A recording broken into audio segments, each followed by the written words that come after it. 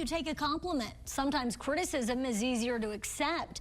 Here to discuss why either criticism or compliments can be tough to hear and hard to respond to is Cortland James, executive coach with Cortex Leadership Consulting.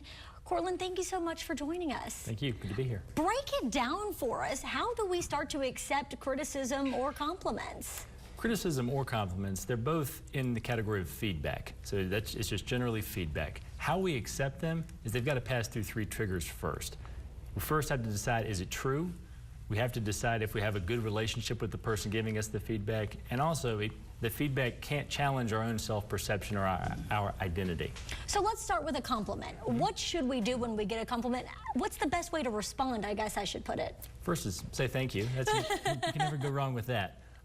But also, if you find yourself not agreeing with the compliment or maybe backing away from it a little bit, ask some more questions about that. Too often when we give a compliment, it's vague and unspecific. So if we ask some questions when we receive one to get specific about what we're being complimented on, we can get some good information about what we should continue doing to be the most effective. Well, a lot of us feel like when you're getting a compliment, people are just being polite. So that's a good explanation. Then talk to us about criticism. How should we respond to maybe when a boss is criticizing us or someone who is just above us? Criticism is hard to take anyway, because I mean, it's telling us where we can improve, and that's always a little bit of a sticky subject. But the same thing applies to criticism as compliments. If we find ourselves disagreeing with it a little bit, first is to understand which one of those triggers it may be tripping. Is it the relationship we have? Is it because we don't find it to be true? And then ask some questions about it to get really specific, to find that nugget of information that we can take and take that forward to grow and develop and use to improve ourselves. And what if we don't agree with it? What if we do think that they're not right? We're asking all those questions to kind of figure it out.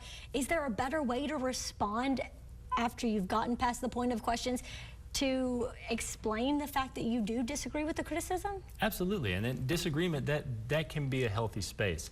Maybe taking a break from that conversation and coming back a day later to, I would like to bring this conversation up again, and also getting feedback from some other people to find out if that may be true, because sometimes if one person gives us feedback we blatantly disagree with, if we ask a couple other people and they all say the same thing, it may be something we need to consider a little bit differently.